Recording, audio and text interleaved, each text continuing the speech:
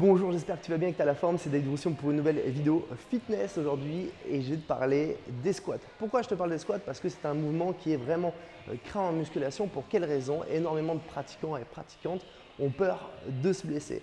Dans cette vidéo, je vais donc te montrer comment exécuter un squat parfait, étape par étape, et je vais aussi t'expliquer quels muscles ça sollicite, pour quels objectifs les réaliser. Allez, go, c'est parti! Alors, les squats déjà, pour quels objectifs les réaliser?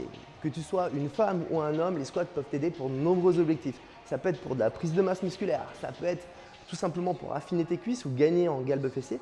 Ça peut aussi être pour accroître une performance physique. Imaginons si tu es rugbyman par exemple, tu peux vouloir gagner en puissance et là, à ce moment-là, les squats peuvent t'aider. Alors, quels sont les muscles sollicités par les squats? En premier, on va retrouver, tu t'en doutes, l'avant des cuisses, les quadriceps, vaste interne, vaste externe et le droit antérieur. On va retrouver aussi l'arrière des cuisses, les ischio-jambiers. Un peu plus haut, alors si tu es une femme, c'est un point qui va t'intéresser, on va retrouver les grands fessiers. Alors les squats, ça peut te permettre éventuellement de gagner un joli galbe fessier. Ça, c'est une partie qui peut t'intéresser. Autre point, le dos. Il faut savoir que les squats vont permettre de solliciter aussi les érecteurs du rachis. Alors ça, que tu sois un homme ou une femme, justement, si tu as des maux de dos, il faut savoir que le squat, ça peut t'aider justement à renforcer justement le maintien de ta colonne vertébrale. Allez, c'est parti, un peu de concret, on passe à la réalisation des squats. On commence par la première étape. Alors déjà, c'est le matériel. Qu'est-ce qu'il te faut comme matériel? Il te faut une barre olympique, ça c'est primordial. C'est une barre qui fait à peu près 20 kg à vide.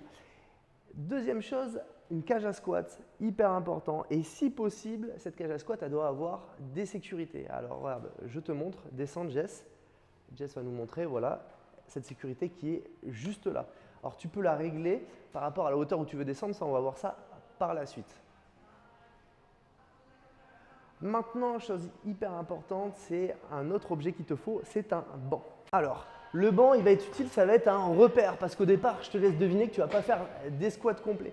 D'ailleurs, c'est un truc qui m'agace énormément, c'est des pratiquants de fitness qui s'improvisent un petit peu coach et qui vont te dire, bah, écoute, non, de toute façon, un squat, c'est un squat complet. Sauf qu'au départ, si tu ne maîtrises pas un squat déjà avec les fesses au niveau des genoux, bah, ce n'est pas possible de faire un squat complet. Il faut commencer par les bases. Et là, c'est ce qu'on va faire. Alors, les bases, c'est d'avoir ton petit banc, c'est un repère, et tu vas descendre les fesses jusqu'au niveau du banc, pas plus bas. Alors, ensuite, ta barre. Première chose à faire, c'est ta barre de la mettre à la bonne hauteur. Tu as des petits supports sur le côté pour que tu puisses mettre justement la barre juste en dessous du niveau de tes épaules pour pouvoir la décrocher facilement. Ensuite, tu as les petits témoins que je viens de te montrer là à l'instant où j'ai posé mes mains. C'est pour repérer le centre de la barre. Tu viens de positionner bien le centre pour tenir la barre à l'équilibre.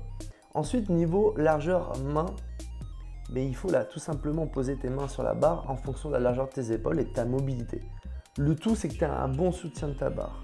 Attention de ne pas poser la barre sur la nuque, il faut que tu la poses vraiment sur tes trapèzes, les muscles du haut du dos, pour avoir un confort maximal et pour que ça soit sécuritaire. Une fois que tu soutiens bien ta barre et que tu es à l'aise, tu vas pouvoir te concentrer maintenant sur la position de tes pieds.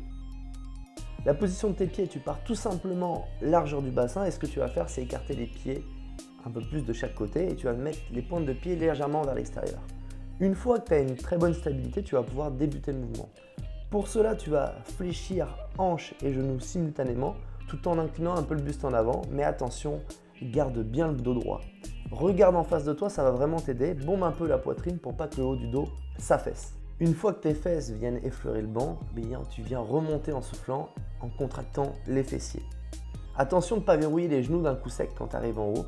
Il faut vraiment verrouiller les fessiers, pas les genoux pour éviter les traumatismes articulaires à ce niveau-là. Voilà, quand tu descends, tu cherches bien à contrôler et là, tu inspires à la descente, tu prends de l'air et tu réexpires pour remonter.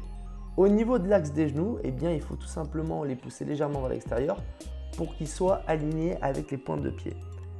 Pour éviter justement les contraintes articulaires, il faut avoir un axe hanche, genou, cheville, pointe de pied parfait. Une fois que tu es à l'aise, barre à vide, tu vas pouvoir commencer à charger. Mais n'oublie surtout pas de mettre les sécurités sur les côtés.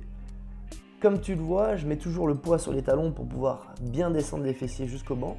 Attention, ne t'assieds pas dessus, il faut vraiment que tu viennes juste effleurer. Autre point important au niveau de la respiration, je le rappelle, on inspire à la descente et on expire à la montée. Voilà, là tu vois que je mets un peu plus de rythme, mais n'oublie pas le contrôle, c'est très important, et le ressenti. Il faut que tu ressentes autant tes fessiers que tes cuisses. Autre point à ne pas négliger, pour avoir une bonne stabilité et surtout ne pas arrondir le dos, c'est le regard. Lève le regard, ça va vraiment t'aider à garder ton dos droit.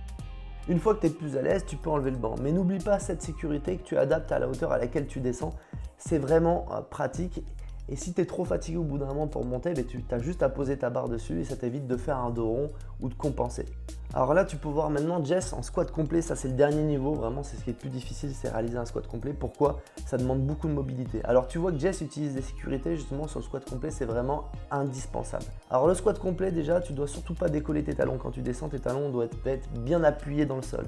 Ensuite, comme pour les demi-squats ou squats parallèles, tu dois garder vraiment un axe hanche, genou, cheville, pointe de pied, parfait. Le dos doit rester vraiment droit et le buste pareil droit. Il ne faut pas que tu inclines trop le dos en avant parce que le squat complet, ça risque de te faire vraiment plus facilement arrondir le dos. Donc on voit vraiment Jess, elle bombe la poitrine et elle garde les coudes un peu poussés vers l'avant justement pour garder un bon axe de poussée. La particularité du squat complet, c'est de devoir vraiment descendre les fesses en dessous du niveau des genoux. Alors bien sûr, ça demande beaucoup plus de mobilité au niveau de l'arrière des cuisses. Donc si tu n'arrives vraiment pas à garder le dos droit en descendant en squat complet, ça veut dire que tu manques de souplesse. À ce moment-là, il faudra que tu t'étires l'arrière des cuisses. Là, Jess, on voit qu'elle maîtrise bien son mouvement car elle a le poids bien appuyé sur les talons. Elle a toujours des bons axes bien respectés, le dos qui est droit, le buste pas trop incliné. Donc il n'y a rien à dire. C'est un mouvement parfaitement exécuté en toute sécurité. Avant de clôturer cette vidéo, laisse-moi terminer avec ce petit schéma qui illustre parfaitement bien l'impact de ta morphologie sur la réalisation de tes squats. À droite, tu peux voir une personne avec un long fémur, on dirait que cette personne est longiligne. À gauche, une personne avec un court fémur, on dira alors qu'elle est bréviligne. Si tu es dans le cas de la personne avec un long fémur, il faut savoir que ça sera plus difficile pour toi de réaliser un squat avec des charges lourdes et un squat complet. Pourquoi? Je m'explique. Si tu es dans le cas de la personne avec un long fémur, ce qui va se passer, c'est très simple. Lors de la flexion du squat, pour garder l'équilibre, le porte-à-faux va être plus important. À partir de ce moment-là, tu seras obligé d'incliner un peu plus le buste en avant et les contraintes articulaires sur la colonne vertébrale seront plus importantes. Pas d'inquiétude, si tu es dans ce cas-là, c'est une question de travail. Il y a des solutions. Tu devras tout simplement renforcer ton dos pour éviter la rétroversion du bassin qui entraîne le dos à devenir rond. Deuxième chose à faire, ça sera d'assouplir les ischio-jambiers, les muscles derrière des cuisses pour garder une bonne mobilité au niveau du bassin. Troisième chose à faire, ça sera de travailler la mobilité de tes chevilles. En ayant des chevilles souples, tu pourras beaucoup plus avancer le genou et du coup, tu ne seras plus obligé d'incliner autant le buste. Tu pourras avoir le dos beaucoup plus droit et à partir de ce moment-là, tu limiteras les contraintes sur la colonne vertébrale. Dernière réponse à une question que beaucoup d'entre vous doivent se poser, c'est est-ce que je dois faire des squats complets pour faire un squat efficace? Eh bien, je t'ai mis une étude dans la description qui montre l'efficacité des squats complets. En effet, les squats complets seraient beaucoup plus efficaces musculairement qu'un demi-squat ou un squat parallèle. Mais pour ça, je te laisse tout simplement aller consulter l'étude. Voilà, cette vidéo touche à sa fin. J'espère que le contenu que je t'ai proposé t'a plu. Ce que tu dois retenir de cette vidéo, c'est de commencer par les bases avant de vouloir faire des squats complets. Ne charge pas trop vite, commence à maîtriser les mouvements avec des charges légères et automatiquement, avec de la technique, tu pourras charger un peu plus, toujours plus. C'est comme ça que ça fonctionne. Voilà, je vais te laisser partir, mais juste avant ça, tu vas cliquer sur le bouton juste en dessous de t'abonner pour ne pas louper de nouvelles vidéos. Et n'oublie pas non plus de cliquer sur la petite cloche pour les notifications. Voilà, je te remercie de m'avoir écouté jusqu'au bout. Je te dis à très bientôt pour une nouvelle vidéo. Ciao!